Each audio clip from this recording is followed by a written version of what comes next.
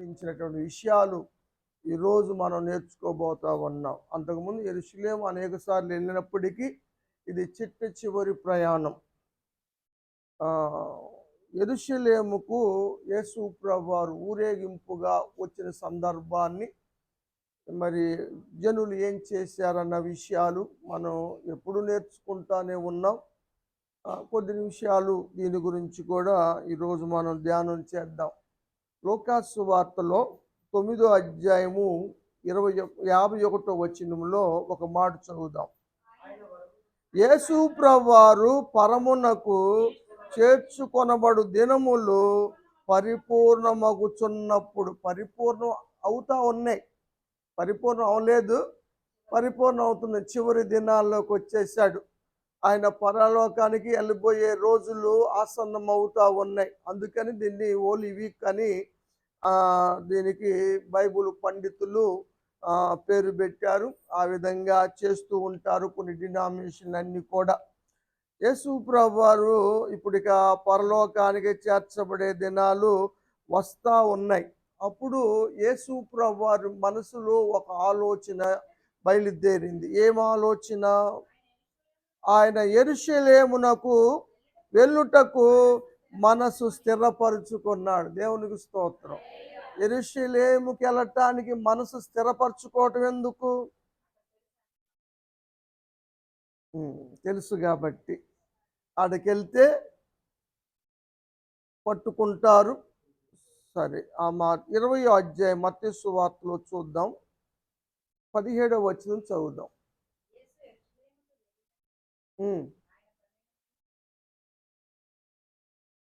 ఇళ్ళకు ముందు జరిగిన విషయం చెబుతున్నాడు. 12 మంది శిష్యుల్ని ప్రత్యేకంగా తీసుకెళ్ళాడు. వారితో నడుస్తూ నడుస్తూ త్రోవలో యేసు ప్రభువారు శిష్యులతో చెప్పిన మాట, ఇదిగో ఇప్పుడు మనం బయలుదేరి యెరూషలేముకి వెళ్తున్నాం. అక్కడ మనుష్య కుమారుణ్ణి ప్రధాన యాజకులు, శాస్త్రులు ఆయన పట్టుకుంటారు, అప్పగించేస్తారు, ఆయనకి మరణ శిక్ష వేస్తారు, గేలి చేస్తారు, అపహాస్యం చేస్తారు, కొరడాలతో కొడతారు, సిలువ వేస్తారు, అన్ని జనులకి అప్పగిస్తారు. చనిపోతాడు, 3వ దినాన తిరిగి లేస్తాడు. అంతా చెప్పేశాడు. ఇప్పుడు ఈ హోలీ వీక్లో జరిగేది అదే. హోలీ వీక్లో ఏం జరగబోతుందో యేసు ప్రభువారు శిష్యులతో చెప్పాడు. ఇంత తెలిసిన ఆయన యెరూషలేముకి వెళ్ళాలంటే రెడీ అవ్వాలా వద్దా? మనసును సిద్ధపరచుకోవాలా వద్దా? సిలువ యాగానికి రెడీ అవ్వాలా వద్దా? ఇదేమన్నా పెళ్లి ఫంక్షన్? సన్మానం కాదు కదా. సిలువ యాగం చేయటం అంటే మాటలతో కాదు, భయంకరమైన ఘోర మరణం. దానికి రెడీ అవ్వటం అంటే సామాన్య విషయం కాదు. కానీ వీళ్ళందరూ వెనక నడుస్తూ ఉంటే యేసు ప్రభువారు ముందు ముందు నడిచాడని భక్తులు చెప్పారు. ఎంత తెలిసినా కూడా లూకాసు వార్తలో ఒక మాట చదువుదాం. 19వ అధ్యాయం 28వ వచనం.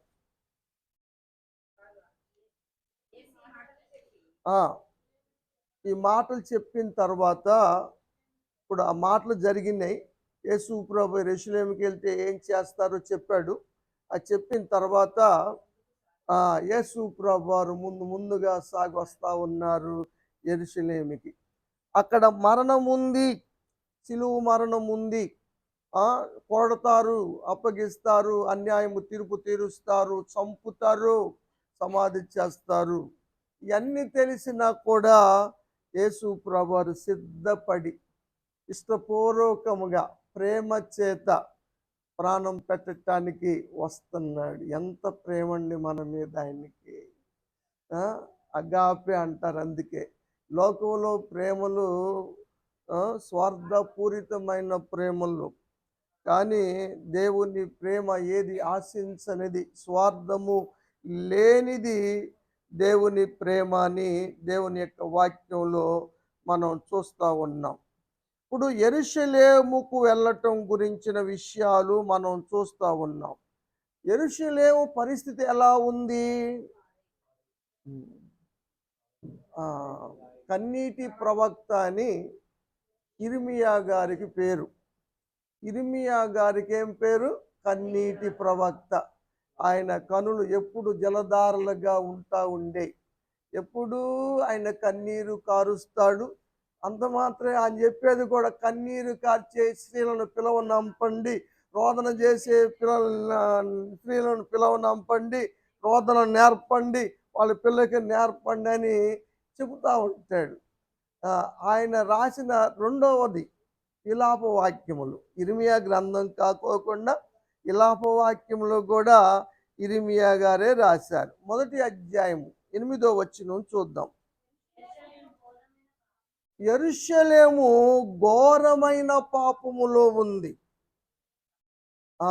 యెరూషలేము అపవిత్రురాలుగా ఉంది. అంటే యెరూషలేములో నివసించే ప్రజలందరూ, దేవుని సొత్తైగా చేయబడవలసిన ప్రజలందరూ కూడా అపవిత్రులై ఘోరమైన పాపము అనే జీవితములో జీవిస్తూ ఉన్నారు. అందుకోసము యేసు ప్రభువారు యెరూషలేముకి వెళ్తున్నాడు. ఆయన యెరూషలేముకి వెళ్తే ఏమైంది? పవిత్రపరచబడుతుంది, ఆ దోషము తొలగించబడుతుంది, ఆ శిక్ష ఆయన భరిస్తాడు కాబట్టి. అందుకని సంతోషించాల్సినటువంటి తరుణం. ఈ శ్రమ దినాలన్నీ దుఃఖకరమైనప్పటికీ ఈ మట్లాదివారం చాలా సంతోషకరమైంది. ఊరేగింపు ఉత్సవంతో చేసేటువంటి గొప్ప కార్యాలు ఇక్కడ ఉంటాయి. ప్రవక్తలలో, చిన్న ప్రవక్తలలో 11వ వాడు జకరియా.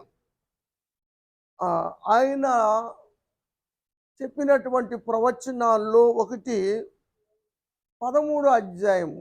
ఎక్కువ దర్శనాలు జకరియా గ్రంథంలో కూడా మనం చూస్తాం. మొదటి వచనం.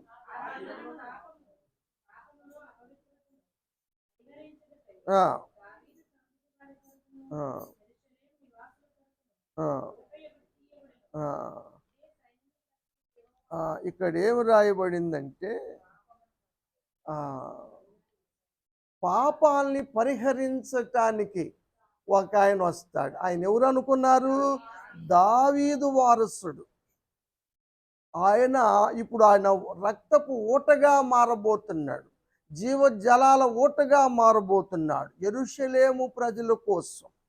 ఆ పాపము నుంచి విడిపించటం కోసం ఆయన దావీదు వంశములో పుట్టినటువంటి యెషయా మొద్దు సిగురుగా ఆయన ఊటగా మారబోతా ఉన్నాడని ఆయన పలికినటువంటి ప్రవచనం ఇక్కడ మనం చూస్తూ ఉన్నాం కదా.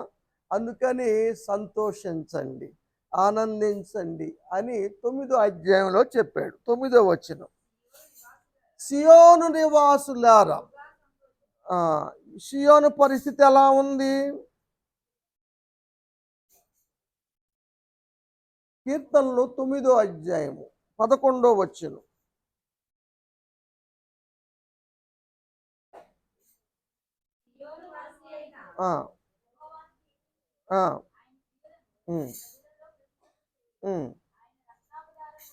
రక్తాపరాధములో ఉంది. అది రక్తాపరాధములో ఉంది. ఆ రక్తాపరాధము నుండి సియోను ప్రజలను విడిపించటానికి ఆయన వస్తున్నాడు కాబట్టి జకరియా గారు ఏమంటాడంటే, సియోను నివాసులారా, యెరూషలేము నివాసులారా బహుగా సంతోషించండి, ఉల్లసించండి. ఎందుకంటే నీ రాజు, నీతిపరుడైన రాజు, రక్షణ గలవాడు, రక్షణ తీసుకొని రక్షణ ఇవ్వగలిగిన వాడు, రక్షణ ఉన్నవాడు, రక్షణ ఇచ్చే దేవుడు రక్షణ చేత పట్టుకొని మీ దగ్గరికి వస్తున్నాడు, రక్షణ ఇవ్వటానికి వస్తున్నాడు. ఇంకా అంతకన్నా సంతోషం ఏముంది? అంతకన్నా సంతోషం ఏముంది కదా. ₹1 లాటరీ తగిలినా తెల్లారి చచ్చిపోతావురా అంటే సంతోషం వస్తుందా? ₹1 వచ్చిన ఆనందం ఉంటుందా? ₹1 రాకపోయినా నీ మరణం తొలగించబడిందిరా అంటే సంతోషం వస్తుంది కదా. నీ పాపాలు శిక్ష తొలగించబడిపోయింది, నరక వేదన, యుగ యుగాలు పొందవలసిన నరక యాదన తొలగించబడిందంటే ఎంత ఆనందం. ఆ?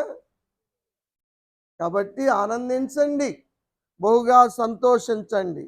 నీతిగల రాజు వస్తా ఉన్నాడు. నీతిగల రాజు, ఆయన దగ్గర ఏముంది? ఇంకేముంది? రక్షణ ఉంది. రక్షణ గలవాడు రక్షణ తీసుకొని రక్షణ ఇవ్వటానికి వస్తున్నాడు మీ దగ్గరికి. మీ అపరాధాలు క్షమించటానికి, మీ ఘోర పాపములు క్షమించటానికి, మీ పాపాలకు పరిహారం అవ్వటానికి ఆయన వస్తున్నాడు. సంతోషించండి అని జకరియా ప్రవక్త ద్వారా పలికిన మాటలు ఇక్కడ మనం చూస్తూ ఉన్నాం కదా. యేసు ప్రభువు వారు వచ్చారు, యెరూషలేము పట్టణాన్ని చూశారు. లూకా భక్తుడు ఏమి రాస్తాడంటే 19వ అధ్యాయం 41వ వచనం. ఆ పట్టణానికి సమీపించినప్పుడు ఏడ్చాడు. యేసయ్య ఏడ్చిన సందర్భాలు మనం చూస్తాం. లాజరు సమాధి దగ్గర మానవుడు మరణం తెచ్చుకొని ఎంత దుస్థితిలో పడ్డాడో అని యేసు ప్రభువారు లాజరు మరణం దగ్గర కన్నీరు కార్చాడు. అరే ఎంత ప్రేమించాడు ఈయన అని అనుకున్నారు వాళ్ళు. అక్కడ ఉన్న వాళ్ళు, వచ్చినోళ్ళు, మరియం వెంబడి వచ్చినోళ్ళు, వీళ్ళందరూ కూడా చూసారా అతన్ని ఎంత ప్రేమించాడో యేసు ప్రభువారు అనుకున్నారు కదా. మానవుడు అవిధేయుడై తెచ్చుకున్న మరణాన్ని బట్టి యేసు ప్రభువారు కన్నీరు కార్చారు. సమాధి దగ్గర, లాజరు సమాధి దగ్గర, ఇప్పుడు పట్టణం దగ్గర కారుస్తున్నాడు కన్నీరు. జరగబోయే దినాల్లో ఎంత దారుణమైన పరిస్థితి కలగబోతుందో, ఎలాంటి శిక్ష వారికి రాబోతా ఉందో. శిక్ష రావటానికి కారణం ఏమిటి? శిక్ష రావటానికి కారణం ఏమిటి? దేవుడు దర్శించినా కూడా గ్రహించకపోవటం వల్ల, దేవుడు హెచ్చరించక చేసినా కూడా మార్చుకోకపోవటం వల్ల, దేవుడు దర్శించిన కాలాన్ని ఎరక్కపోవటం వల్ల రాబోయే దినాలు చాలా భయంకరంగా ఉన్నాయి. కానీ ఇప్పుడు కంటికి కనపడటం లేదు కాబట్టి విచ్చలవిడిగా బతికేస్తున్నారు కదా. నిన్న పాకిస్తాన్లో భూకంపం వచ్చింది. ఇంకో దేశంలో 12 లక్షల మంది చచ్చిపోయారంట సునామీ వస్తే. దేశము అల్లడి తల్లడైపోతా ఉంది. మొదటే కదా, మీరే అనుకుంటే పెట్టారు కదా, రోజ్ మూన్. ఈరోజు నువ్వు పెట్టామ్మా. ఈ సంవత్సరంలో రెడ్ మూన్ రావటం ఇది 3వసారి. షష్టగ్రహ కూటం వచ్చింది. దానివల్ల ప్రభావాలు మారుతాయి, గ్రహాలన్నీ ఆకాశ శక్తులు కదిలించబడతాయని యేసు ప్రభు వారు చెప్పిన వాక్య నిదర్శనాలు జరుగుతున్నాయి. ఆ సంగతి యెరూషలేము తెలుసుకోలేకపోయింది. రాబో దినాల్లో ఏం జరుగుతుంది చదువమ్మ. ఇప్పటికైనా తెలుసుకుంటే నీకు మేలు. పేరుకు మాత్రం సమాధాన గల పట్టణం కదా. మనం చూసాం ఆనందపురం, ఆనంద గృహం, కానీ దాంట్లో అన్ని శాపకరమైన స్థితిలే ఉన్నాయి. ఇప్పుడు ఇది కూడా సమాధాన పట్టణమే కానీ సమాధానం లేదు. సమాధానమైన సంగతులు తెలుసుకుంటే ఎంతో మేలు. కానీ ఇప్పుడు మీ కళ్ళుకు మరుగ్గా ఉంది కాబట్టి గ్రహించటం లేదు. దేవుడు నిన్ను దర్శిస్తా ఉన్నాడు, దాన్ని కూడా ఎరగలేకపోతున్నావు. దేవుడు నీతో మాట్లాడిన మాటలు పక్కమ్మటోళ్ళకి అనుకుంటున్నావు, నీకు అసలు అనుకోవటం లేదు కదా. మనకి ఏమన్నా కష్టం వస్తే ఏమంటారు తెలుసా? మనుషులకే, నీతిమంతులకే కష్టం, నీతిమంతులకే బాధలు అంటారు. అది మనకు వస్తే, ఎదుటోడికి వస్తే చేసిన పాపాలు ఉరకపోతాయా? ఎదుటోళ్ళకు ఒక నీతి, నీకొక నీతి. ఎంతసేపుడికి ఎదుటోళ్ళ మీదకి ఏలు పెట్టడమే కానీ మనం సరి చేసుకోవటం లేదు. మనం సరి చేసుకునే విధానం ఉంటే యెరూషలేము బాగుపడేది. 70వ శతాబ్దంలో రాయి మీద రాయి లేకోకుండా పతనమైపోయింది యెరూషలేము. పతనమైపోయింది. అంత ఏడ్చినా కూడా పట్టణం ఆ విధంగా అయిపోయింది. ఆ చదువు ఏం జరగబోతుందో ఎరగలేదు కాబట్టి ఆ కట్టుకట్టి శత్రువులు వస్తారు, ముట్టడేస్తారు. అన్ని పక్కల నుంచి నలుదిక్కుల అరికట్టేస్తారు. ఆ అందరిని చంపేస్తారు. ఏమి లేదు, నేల గలిపేస్తారు. శవాలు గుట్టలు ఏర్పడతాయి. రాయి మీద రాయి నిలవని రోజులు వస్తాయి. యెరూషలేము పతనమైపోయింది. ఎంత త్యాగం చేసినా కూడా గ్రహించకపోతే సుఖమే ఉంది. రాత్రి మనం నేర్చుకున్నాం, రక్షణ ఆవశ్యకత గుర్తించటం లేదని. ఈనాడు ఎవరైనా మరణించే అగ్నిగుండానికి వెళ్తున్నారంటే కారణము రక్షణ లేక కాదు, రక్షణ అంగీకరించక, సిద్ధముగా ఉన్న రక్షణను అంగీకరించక నరకానికి వెళ్తున్నారు. చాలా బాధాకరమైన విషయం. గ్రహించటం లేదు. ఆనాడు యెరూషలేము ప్రజలు దర్శించిన రోజును గుర్తించటం లేదనుకుంటున్నావు నువ్వు. నిన్ను దర్శించిన రోజు నువ్వు గుర్తించటం వల్ల, నిన్ను హెచ్చరించిన రోజు నువ్వు గుర్తించటం వల్ల నువ్వు మారటం లేదు, మార్చుకోవటం లేదు. మార్చుకోకపోతే యెరూషలేముకు పట్టిన దుస్థితి వస్తుంది. దేవుడు ఎంత త్యాగం చేసినా నిష్ప్రయోజనమే. చేసుకుంటున్నారు మార్పు లేని వారు, గ్రహించని వారు. ఆ విషయం గురించి ఇక్కడ మనం చూస్తూ ఉన్నాం. దారుణమాలు జరుగుతాయని. మళ్ళీ అక్కడికి వెళ్దాం, జకర్యా గ్రంథానికి 9వ అధ్యాయం. కాబట్టి రక్షణ తీసుకుని ఆయన వస్తున్నాడు. దీనుడయి వస్తూ ఉన్నాడు. గాడిద పిల్లను ఎక్కి వస్తూ ఉన్నాడు. ఆయన రాజుగారు గాడిద ఎక్కటమేంది రా తల్లి? ఆయనకి గుర్రాలు లేవా ఏంది? 19వ అధ్యాయం ప్రకటన గ్రంథం 11వ వచనం. పరలోకములో తెరవబడటం చూశాడు యోహాను గారు. ఎలాంటి గుర్రం? బీజాసం వస్తుంది, తెల్లగా మెరిసిపోతా ఉంది. శ్వేతాశం. బీజం అంటే మంచి ఇదని, ఏది కాదు, అదేంటంటే నికాల్స్ అయిందని, మంచి బీడని, జాతి గుర్రం అని. అది సరైన పదం, జాతి గుర్రం.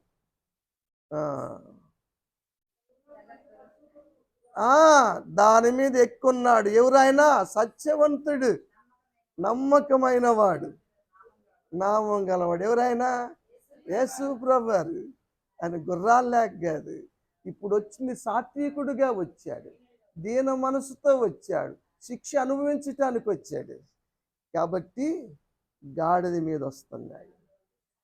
గాడిద గురించి కొన్ని మాటలు మనం చూద్దాం. ఇది ఇక్కడ ఆపుదాం.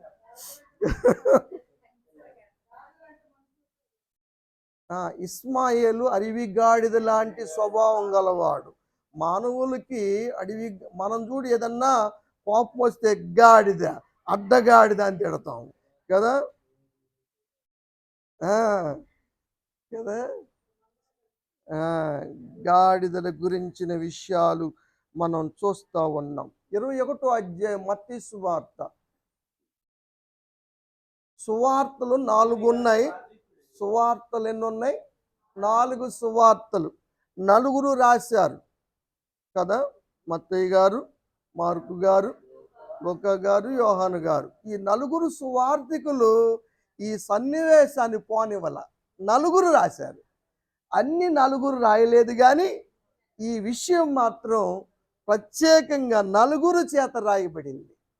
దీనికి అంత ప్రాముఖ్యత ఇవ్వబడింది. 21వ అధ్యాయము మత్తయి సువార్త 2వ వచనం చదువుదాం.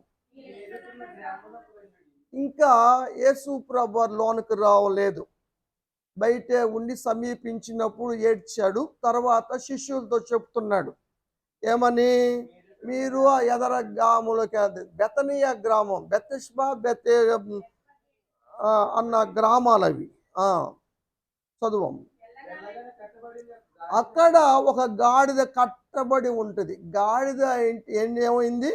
కట్టబడింది. మానవుడు కూడా పాపానికి దాసుడయ్యాడు, పాపానికి కట్టబడ్డాడు. సంసోను దెలీలా కట్టబడ్డట్టుగా స్తంభానికి కట్టేశారు. పాపము కట్టేస్తుంది, పాపం పట్టేస్తుంది. కాబట్టి గాడిద అంటే మానవుని గురించినటువంటి విషయాలే కదా. గాడిద లోబడనిది, చదువమ్మ, అది కట్టబడినది, మానవుడు కూడా కట్టబడ్డాడు. ఏబు గ్రంథంలో ఒక మాట చూద్దాం. 39వ అధ్యాయము 5వ వచనం. అడవి గాడిద స్వేచ్ఛగా ఎవరు పానిస్తారు? దాని కట్లు, కట్టబడి ఉన్న కట్లు ఎప్పగలవాడెవరు? యేసు ప్రభువారు తప్ప ఎవరు లేరు. ఇప్పుడు ఆ కట్టిన గాడిదను ఏమంటున్నాడు యేసు ప్రభువారు? ఇప్పి తోలుకు రండి. ఎవరైనా అడిగితే అది ప్రభువుకు కావాలి. గాడిద ఎందుకు ప్రభువుకి? గాడిద ఏమన్నా మంచిదా? అపవిత్రమైనటువంటి జంతువు. తోలువాడు మాటలేం లెక్కిద్దా? ఎంటదా? తిరస్కరిస్తుంది, కాలు జాడిస్తుంది. తిరుగుబాటు స్వభావం ఈ గాడిదలకు ఎక్కువగానే ఉంటుంది. దాని స్థితి మారదు. దాన్ని మార్చగలిగిన వాడు యేసు ప్రభువారే. దాని స్వేచ్ఛగా ఇవ్వగలిగిన వాడు యేసు ప్రభువారని వాక్యంలో మనం చూస్తాం. 21:3 మత్తయి సువార్త. నేను అన్నీ కలిపి చెబుతూ ఉంటా. అది ప్రభువుకు కావాలి. అది ఎంత గాడిదైనా, మాట వినందైనా, తిరుగుబాటు చేసేదైనా పాపం యేసయ్యకి కావాల్సి వచ్చింది కదా. కాబట్టి గాడిదను కోరుకున్నాడు యేసు ప్రభువారు. గాడిదను విడిపించాలంటే నియమం ఏమిటంటే, ధర్మశాస్త్ర ప్రకారంగా నిర్గమాకాండం 13వ అధ్యాయం 13వ వచనం. ప్రతి గాడిదను విడిపించాలంటే వెల ఇచ్చి విడిపించాలి. దానికి మారుగా ఎంత న్యాయం అండి? న్యాయం అనిపించిందా మీకు ఇది? గాడిద కోసం అంట గొర్రె పిల్లల్ని వదిలించాలంట. గాడిద మంచిదా? గొర్రె పిల్ల మంచిదా? గొర్రె పిల్ల ఎంత చక్కగా ఉంటుంది, ఎంత చక్కగా ఉంటుంది, ఎంత విధేయంగా ఉంటుంది. అదేను పొడిచేదా, తన్నేదా? అదే పాలు ఇచ్చేదాన్ని పోగొట్టుకొని తన్నేదాన్ని తెచ్చుకున్నట్టుగా ఉంటుంది. ఆ గాడిద కోసం అంట గొర్రె పిల్లని అంట ప్రతిష్ఠించి దాన్ని ఉదయించాలంట. ఎవరన్నా చేస్తారా పని? ఎవరు చేయరు. కానీ యేసు ప్రభువారు ఈ గాడిదలన్నిటి కోసం ఒక పాపములు మోయే దేవుని గొర్రె పిల్లగా ఆయన ఉదయించబడ్డాడు. అది ధర్మశాస్త్రం నెరవేరు. అందుకని గాడిదను కోరుకున్నాడు, గాడిద మీద వస్తున్నాడు. అని గుర్రం లేక కాదు, అతిశయం కాదన్నమాట. ముందుగా దాన్ని ప్రతిష్ఠించాలి. మార్కు సువార్త 4 టచ్ చేద్దాం, మరి మా ఆయన ఫీల్ అవుతారు సువార్తికులు. 11వ అధ్యాయం 3వ వచనం. ఎవరైనా సరే ఈ గాడిద ఎందుకురా మీకంటే అది ప్రభువు కావాలి. ఈ గాడి ఏమైనా మంచి గాడిదా? మళ్ళీ చూద్దాం. 39వ అధ్యాయం 5 నుంచి 7 దాకా చదువుదాం. ఏబు గ్రంథం.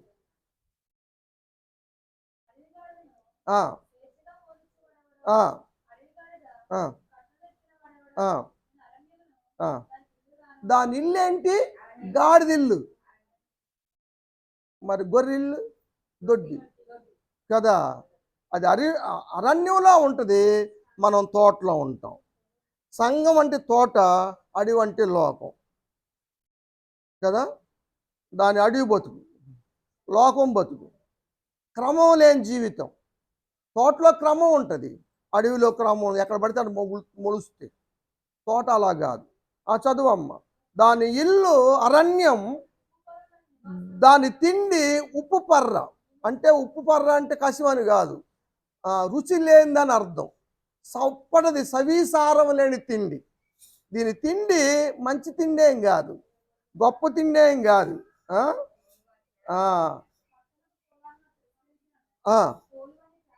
తోలు వాని కేకలు వినే రకం కాదు. కదా. మీరందరూ మిమ్మల్ని తోలే కాపురం మాట వింటారు కదా. ఏమైనా గాడిదలు ఉన్నాయా? లేవు. అందరూ మంచోళ్ళే, మంచి గొర్రెలు, మంచి గొర్రె పిల్లలు. ఆ.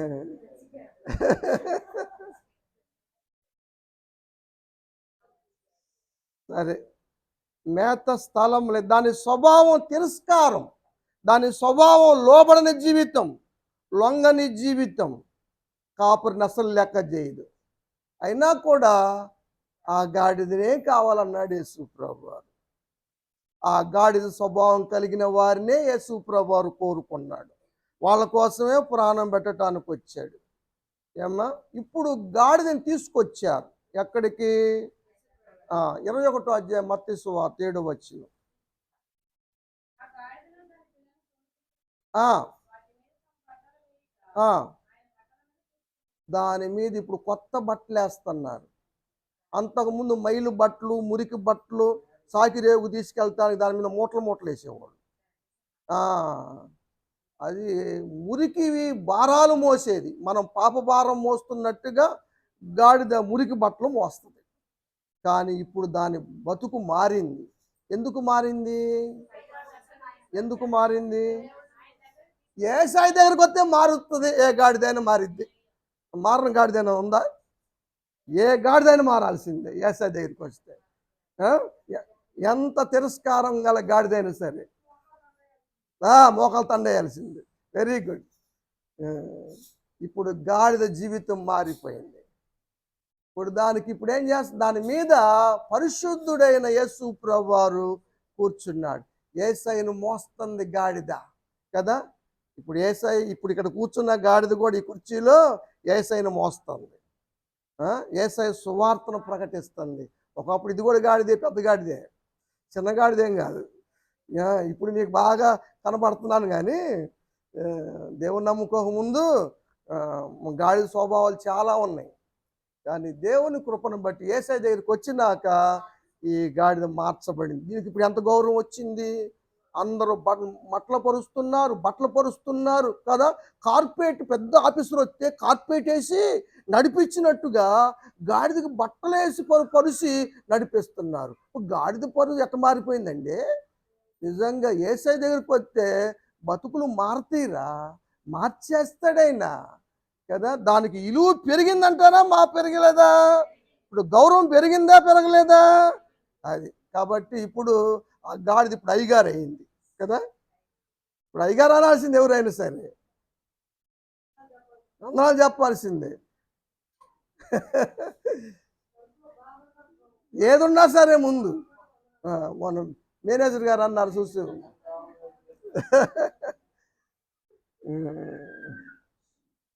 ఇప్పుడు ఈ గాడిదకి సొంత దొడ్డి తెలిసింది. అంతకుముందు అడవిలో ఉంది గాడిద.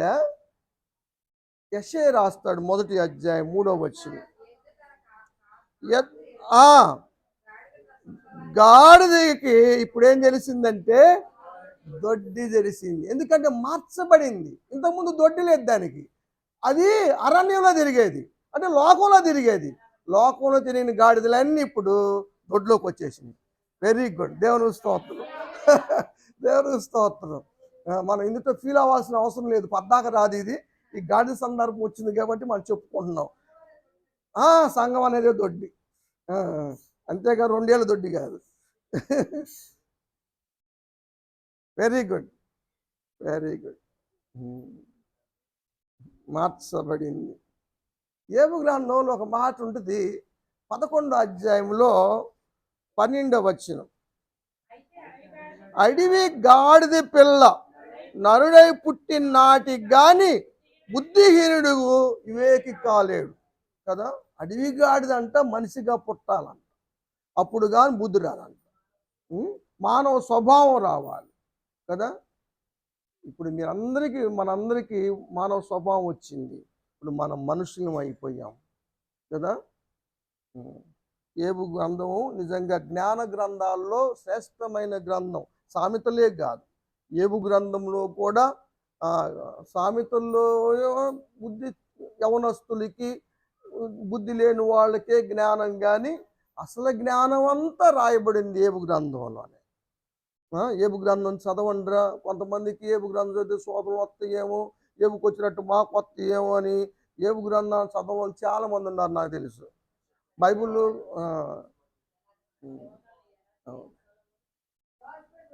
నేను ఫ్రీమన్ బైబుల్ కాలేజీలో వాక్యం చెప్పాను బైబుల్ స్టూడెంట్స్కి. అది ఫ్రీమన్ బైబుల్ కాలేజీ. పాస్టర్ గారు కూడా ట్రైనింగ్ అయింది అప్పుడు.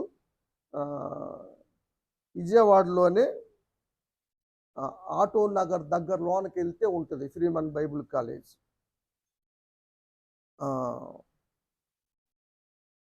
నేను ఉద్యోగం మానేసిన తర్వాత దేవుని పరిచర్యకి వెళ్ళే సమయాల్లో పిలిచి అడిగారు, మా బిడ్డలకి వాక్యం చెప్పాలి అయ్యగారు, మీరు బలపరచాలని.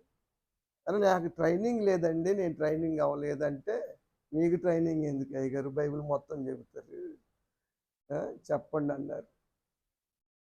అప్పుడు చెప్పేవాడు అనమాట ఫ్రీమన్ బైబుల్ కాలేజీలో.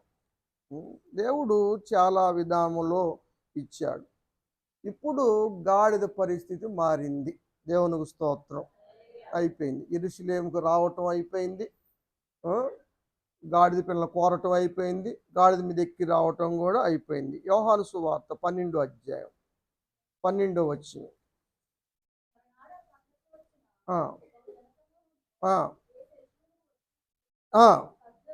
ఖర్జూరపు మట్టలు పట్టుకొని ఎదుర్కొనబోయి జయము ప్రభువు పేరట వచ్చువాడు ఇశ్రాయేలు రాజు స్తుతింపబడునుగా కానీ వారు జయధ్వనులు చేశారు. ఖర్జూరు మట్టలని ఇక్కడ ఉంటే ఈత మట్టలు తెచ్చారేంది మీరు అని అనుకోవద్దు, అది కూడా ఆ జాతిదే. ఇక్కడ మనకి ఖర్జూరం పండదు, కానీ ప్రమిళమ్మ గారు ఇచ్చారు నాకు ఖర్జూరు మొక్కలు 2 అక్కడ వేసి ఆ మూల మీద ఉన్నాయి, చర్చిలో ఉన్నాయి ఖర్జూరు చెట్లు. ఉన్నాయి. ఈ చివర ఈ బార్లు చివర, ఈ బార్లు చివర ఇది బాగానే ఉంది, ఇది మాత్రం బండి తొక్కింది, అందుకని కొంచెం ఎండినట్టు అయింది. ఖర్జూరాలు ఉన్నాయి, అంజీరాలు ఉన్నాయి, ద్రాక్షాలు ఉన్నాయి. మన ద్రాక్ష చెట్టు ఎండిపోయింది, కానీ అన్నీ వేసాం, ఇవన్నీ ఉండాలన్న ఉద్దేశంతో కదా.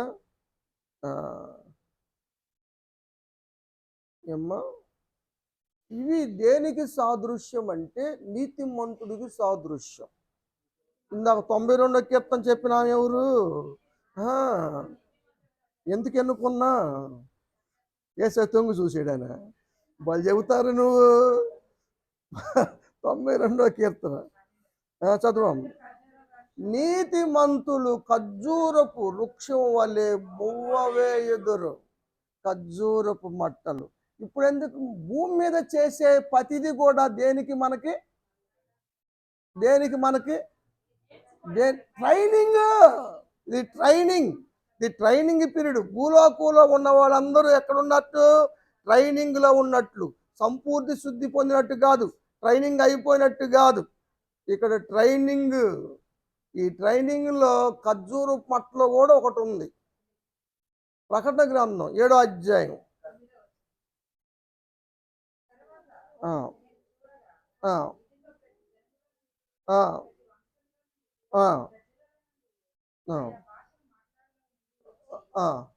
ఎవరు లెక్కింపలేని జనాంగం. ఇశ్రాయేల్ జనాంగం ఏమో 1,44,000 మంది. ఇక్కడ అన్య జనాంగం ఎవరు లెక్కింపజాలనంత మందిది, గొప్ప జన సమూహము. చదువమ్మ. ఖర్జూరపు మట్టలు చేత పట్టుకొని సింహాసనం ఎదుట, గొర్రెపిల్ల ఎదుట నిలబడి మా రక్షణకై స్తోత్రము అని మహాశబ్దముతో కదా మనం కూడా చేయబోతున్నాం. శబ్దం ట్రైనింగ్లో కదా ఒక భాగం. 1,44,000 వాళ్ళందరూ ఇశ్రాయేలు జనాంగం. ఒక గోత్రానికి 44,000 మంది. 12 × 44 1,44,000 మంది ఒక గోత్రానికి ఇచ్చాడు. వాళ్ళు అది కానీ అన్య జనాంగం ఎవరు లెక్కింపజాలంత జనాంగం ఇక్కడ ఎడగొట్టాడు అక్కడ. ఆ, మీకు అర్థం అవటానికి చెప్పే పదం. ఆ, మనకి ప్రకటన గ్రంథంలో దిగితే ఏ, నెలలు తరిపోతాయి సాలం. ఎందుకంటే అది కొంచెం గ్రాంధికంగా ఉంటుంది, కొంత అలంకారిక భాష వాడబడింది, సాదృశ్యాలు చాలా ఉంటాయి. వాటన్నిటినీ కొంచెం నేను చాలా వరకు చెప్పాను. అంటే అక్కడక్కడ చెప్పాను. నేను వరుసగా మొదటి అధ్యాయం నుంచి 22 అధ్యాయం దాకా చెప్పలేదు, కానీ మొత్తానికి చెప్పా. ప్రకటన గ్రంథం చెప్పేశా.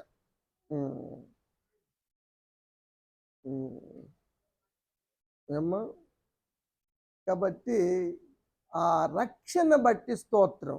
ఆ గొర్రె పిల్లగా ఇప్పుడు వెళ్తుంది.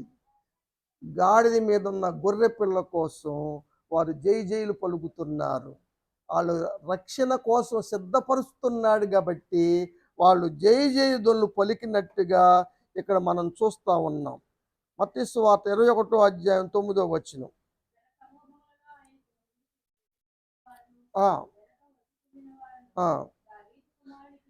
అనండి. దావీదు కుమారునికి ప్రభు పేట వచ్చువాడు. Very good. సర్వోన్నతమైన స్థలముల్లో హోసన్న, హల్లెలూయా. ఇది మత్తయి గారు రాసింది. మార్కు గారు రాసింది 11వ అధ్యాయం 9వ వచనం. ప్రభు పేరట వచ్చువాడు స్తుతించబడును గాక. మన తండ్రి అయిన దావీదు రాజ్యము స్తుతించబడును గాక. సర్వోన్నతమైన స్థలముల్లో జయమని కేకలు వేసిరి. దేవునికి స్తోత్రం. మీకు ఈ కేకలు ఎందుకు వస్తాయి? ఇంటికాడ అరిసే కేకలు అయితే బాగా వస్తాయి. కానీ లోకాసు వార్త 19వ అధ్యాయం 38వ వచనం. ప్రభువు పేరట వచ్చు రాజు స్తుతించబడును గాక. పరలోకమందు సమాధానము, సర్వోన్నతమైన స్థలముల్లో మహిమ ఉండును గాక అని లోక భక్తుడు రాశారు. యోహాను గారు రాసిన మాట 12వ అధ్యాయం 13వ వచనం. జయము ప్రభు పేట వచ్చుచున్నవాడు ఇశ్రాయేలు రాజు స్తుతించబడును గాక అని కేకలేస్తా ఉన్నారు. ఈ కేకలు ఇంతవరకు బాగానే ఉన్నాయి. ఈ కేకలిన్న జనాంగం చుట్టుపక్కలోళ్ళు, ఈ కేకలేంటి, ఈ అరుపులేంటి? శాస్త్రులు పరిసయ్యులు మీ శిష్యుల్ని ఆగమను, ఆ కేకలేసే వాళ్ళని గద్దించు అని యేసు 19 లోకాసు వార్త 19వ అధ్యాయం 38వ వచనం. పరిసయ్యులు బోధకుడా ఆ శిష్యుల్ని గద్దించు, ఆ కేకలేంది, ఆ రభసేంది ఆయనతో చెబితే ఇది వాళ్ళు మౌనంగా ఉంటే రాళ్ళు కేకలేస్తాయి, రాళ్ళు స్తుతిస్తాయి. నేను ఒకసారి చెప్పాను, మీకు మెసేజ్ గుర్తుందో కానీ రాళ్ళు మాట్లాడగలిగితే ఎలా ఉంటుంది అన్న అంశం చెప్పాను. రాళ్ళు స్తుతించగలిగిన, రాళ్ళు మాట్లాడగలిగితే ఎలా ఉంటుంది పరిస్థితి అన్న మాట నేను చెప్పాను.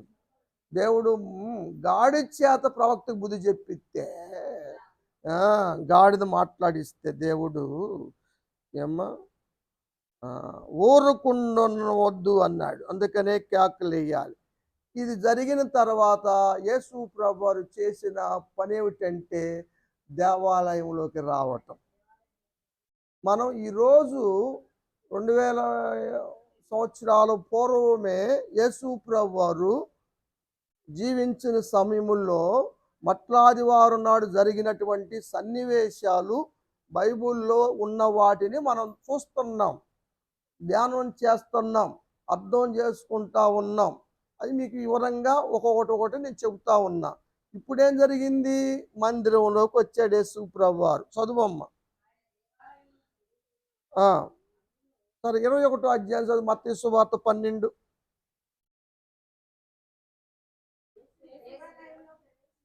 యేసు ప్రభువారు ఇక గాడిద దిగేసి దేవాలయం మందిరంలోకి వచ్చాడు. అక్కడేం చేస్తున్నారు? వ్యాపారాలు చేస్తున్నారు. వ్యాపారం. దేవుని మందిరం ఎట్ట అయిపోయింది? వ్యాపారం అయింది, లాభసాటిగా అయిపోతుంది, లాభాలు లెక్కలేసుకుంటున్నారు కదా. డబ్బులు మార్చే బల్లలు తోశాడు. యేసు ప్రభు వారికి వచ్చిన కోపము ఇక్కడ మనం చూస్తాం కదా. మందిరాన్ని ఎవరు పాడు చేసిన, వ్యాపార స్థలంగా చేసిన, దొంగల గృహగా చేసిన, తాను స్వరక్తమిచ్చి సంపాదించిన సంఘాన్ని గజిబిజి చేసిన దేవుని కోపానికి గురవుతారు అన్న సన్నివేశం ఇక్కడ మనకు అర్థం అవుతుంది. యేసు ప్రభు వారు ఆ టేబుల్స్ అన్ని పడేశారు, ఆ రోకలన్నీ లాగేశారు, చెల్లా చెదరు ఇసిరేశాడు. కొడా తీసుకొని, తాళ్ళు తీసుకొని బాధ వదిలిపెట్టాడు. ఎక్కడ చూడని ఇంత కోపం.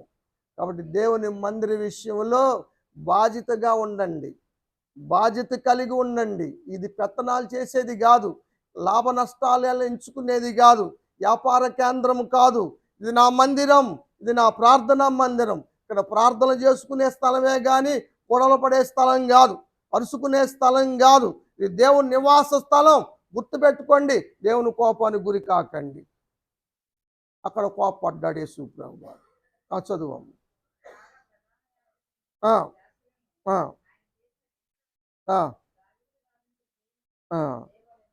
వారప్పుడు దేవాలయంలో కేకలేశారు. ఏమ్మా, కాబట్టి ఈరోజు యేసు ప్రభు వారు యెరూషలేములో లాస్ట్ ప్రవేశం జరిగినప్పుడు జరిగిన విషయాలు మనం నేర్చుకున్నాం. ఇక యేసు ప్రభు వారు శిలువ యాగానికి సిద్ధపడతా ఉన్నాడు. అవి మనం నేర్చుకుందాం. నేను 4 మాటలు చెప్పినట్టున్నాను. శిలువలో పలికిన మాటల్లో 4 చెప్పాను. 5, 6, 7 చెప్తాను. వీలైతే సోమవారం ఉదయం కూడా 5వ మాట చెప్తాను, 6వ మాట సాయంత్రం చెబుతా, 7వ మాట మంగళవారంతో అయిపోయింది. ఎందుకంటే మళ్ళీ పాద పరిచర్యలు ఉన్నాయి.